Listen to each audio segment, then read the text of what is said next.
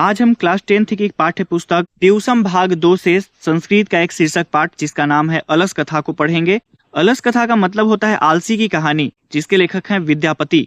अयम पाठ विद्यापति कृतस्य कथा ग्रंथस्य पुरुष परिच्छेति नामकस्य अंश विशेषो वर्तते। इसका मतलब हुआ कि यह पाठ विद्यापति द्वारा रचित ग्रंथ पुरुष परीक्षा नामक ग्रंथ का अंश विशेष है। पुरुष परीक्षा याद रखेंगे, परीक्षा के दृष्टिकोण से बहुत इंपॉर्टेंट है।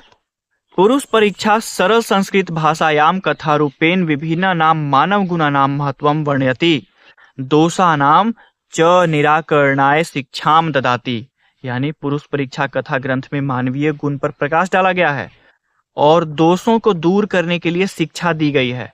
दोषाम च निराकरणाय यानी दोष और उसके निवारण की शिक्षा दी गई है। विद्यापति लोकप्रिय मैथिल कवि आसित, यानी विद्यापति लोकप्रिय मैथिल कवि थे। आसित मतलब थे। अपि च बहुनाम संस्कृत ग्रंथानाम निर्माता अपि विद्यापतिरासित इति तस्य विशिष्टता संस्कृत विषये अपि प्रभुता अस्ति। च बहुना मतलब अनेक, और अनेक संस्कृत ग्रंथों के निर्माता भी विद्यापति थे। तस्य का मतलब होता है उनकी, उनकी विशेषता संस्कृत विषय में भी बहुत है। तस्य विशिष्टता संस्कृत विषय अपि प्रभुता अस्ति, यानी उनकी विशेषता संस्कृत विषय में भी बहुत है। प्रस्तुते पाठे यानी प्रस्तुत पाठ में आलस्य नामकस्य दोषस्य निरूपणे व्यंग्यात्मिका कथा प्रस्तुता विद्यते, यानी इसे साबित करने के लिए व्यंग्यात्मक कथा प्रस्तुत किया गया है। नीतिकारा आलस्यम रिपु रूपम मन्यते। रिपु मतलब दुश्मन, नीतिकार मतलब नीतिकार। नीतिकार जो हैं, नीतिकार लोग आलस्य को शत्रु मानते हैं। नीतिकारा आलस्यम रिपु रूपम मन्यते, यानी नीतिकारों ने आलस्य को दुश्मन के रूप में माना है। आसित मिथिलायाम वीरेश्वरो नामक मंत्री, यानी मिथिला में वीरेश्वर नाम के एक मंत्री था। आसित मतलब था। स च स्वभावाद दानशीलः कारुणिकश्च सर्वे भयो दुर्गति तेभ्यो नाथेभ्यश्च प्रत्ययः मिच्छाम भोजनम दाप्यति, यानी वह स्वभाव से दानी और दयावान था।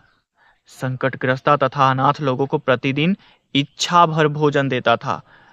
प्रत्ययः मिच्छाम भोजनम, यानी प्रत्येक को इच्छा अनुसार भोजन दिया जाता था। तन्मध्ये अलसेभ्यो अपन वस्त्रे दाप्यति यतः, वह आलसियों को भी अनवस्त्र देता था। यतः क्योंकि निर्गति नाम च सर्वेषाम अलसः प्रथमो मतः किंचिन छन्ते कर्तुम जाठरेणापि वहीनना, यानी दुखी मनुष्यों में पहला स्थान आलसियों का होता है। इनका मुख्य सिद्धांत भूखे रहना अच्छा है लेकिन कोई काम नहीं करना है, अर्थात आलसी लोग पेट की आग सह लेते हैं किंतु परिश्रम नहीं करना चाहते। ततो अलस पुरुषानाम तत्रेष्ट लाभम सुत्वा, यानी इसके बाद आलसी व्यक्तियों को वहां खूब धन की लाभ सुन करके बहवस्तुंद परिमृजास्तत्र, बहुत से बढ़े हुए तोंद वाले लोग वर्तुंद लिभूतो जमा होने लगे। यतः क्योंकि स्थिति सौकर्य मूला ही सर्वेषामपि संहते सजाति नाम सुखम दृष्ट्वा के न धावयन्ति जतवः, यानी सुविधाजनक स्थिति को देखकर सभी लोग उसको प्राप्त करना चाहते हैं। कौन ऐसा जीव है जो अपनी जाति का सुख देखकर वहां नहीं दौड़ता हो, अर्थात सभी कोई अपने जाति का सुख देखकर आकृष्ट होते हैं। पश्चादलसानाम सुखम दृष्ट्वा धूर्ता अपि कृत्रिमालस्यम दर्शयित्वा भोजनम गृहन्ति तदंतरम अलसशालायाम बहुद्रव्यम दृष्ट्वा तन्नियोगी पुरुष परिमृष्टतम। देखिए यहाँ पे एक बड़ा शब्द दिखाई दिया होगा जो पढ़ने में मुश्किल हो रहा होगा। इसे कई सारे खंडों में तोड़ करके देखें। तत् प्लस अंतर से मिल गया तदंतर। यहाँ पे है अलस शालायाम, तो 4 वर्ड यहाँ पे जुड़े हुए हैं आपस में। यहाँ पे है बहु द्रव्यम, यहाँ पे है दृष्टवा, यहाँ पे है तन्नियोगी पुरुषय। अब इसे फिर से पढ़िए। तदंतरम अलसशालायाम बहुद्रव्यम दृष्टवा तन्नियोगी पुरुषय परामृष्टतम। आलसियों पर अधिक खर्चा देख करके जो राजपुरुष थे उनके द्वारा विचार किया गया। क्या विचार किया गया? यद क्षम बुद्धया करुणया केवलम सेभ्य स्वामी वस्तुनि दापयति, कपटे नालसा अपि गृहन्ति इत्यस्य अस्माकं प्रमादः। यानी बुद्धि से हीन पर दया करके स्वामी द्वारा केवल आलसियों को वस्तुएं दी जाती है, कपट से आलस्य हीन भी वस्तु पाते हैं, यह हमारे आलस्य हैं। यदि भवति तद आलस पुरुषाणाम परीक्षाम कुर्म इति परामृश्य प्रसुप्तेषु आलसालायाम तन्नियोगी पुरुषः वहग्नि दापित्वा निरूपयामासुः। इसलिए उन आलसीहीनों की जांच की जाए, ऐसा विचार कर सोई अवस्था में आलसियों के घर में आग लगा कर जांचा जाता है। ततो गृह लग्नम पर वृद्धामग्नि दृष्ट्वा धूर्ता सर्वे पलायिता। यानी इसके बाद घर में लगे आग को बढ़ते देखकर सभी धूर्त लोग भाग गए। धूर्ता सर्वे पलायिता यानी पलायन कर गए धूर्त लोग। पश्चाति दलसा अपि पलायिता यानी इसके बाद कुछ आलसी पुरुष भी भाग गए। चत्वार पुरुष त्रैव सुप्ताः यानी 4 व्यक्ति वहीं सोए रहे। परस्पराम आलापयन्ति, आलाप यहाँ पे होना चाहिए था, परस्पराम आलापयन्ति यानी परस्पर बात कर रहे थे, आलाप कर रहे थे। एकेन वस्त्रावृत मुखेनोक्ति अहो कथनम कोलाहलः।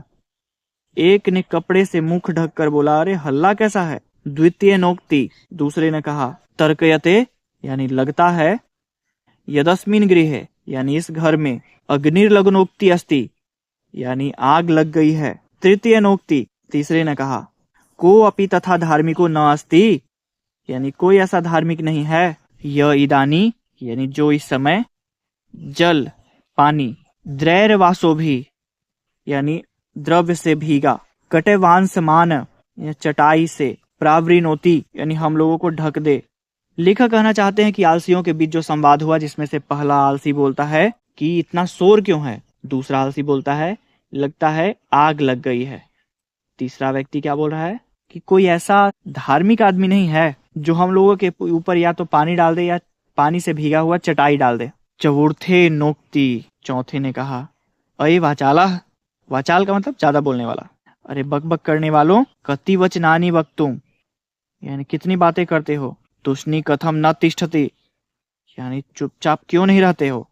ततश्चतुर्णाम अपि यानी तब चारों की, तेषामेव परस्पर आलापम यानी आपसी बात सुनकर, प्रवृद्ध मेषामुपरि पतिष्यन्तं दृष्ट्वा नियोगी पुरुषर वधभयेन चत्वारो पयलसा केशेष्वा वाक्रिस्य गृहीत्वा गृहाद वही कृता।